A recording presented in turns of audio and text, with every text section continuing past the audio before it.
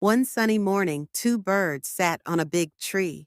Their names were Chirpy and Fluffy.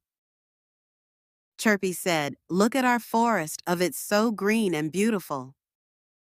Fluffy nodded and said, "Yes, the trees are tall and flowers are colorful." "I love flying over the river," said Chirpy. "The water is so clear." "I like the fruits on the trees," said Fluffy. "They are sweet and tasty." Fluffy added, "Yes, but must take care of the forest.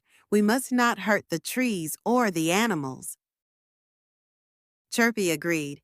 "You are right. If we take care of the forest, it will stay beautiful forever." The two birds chirped happily and flew around the forest singing song of joy.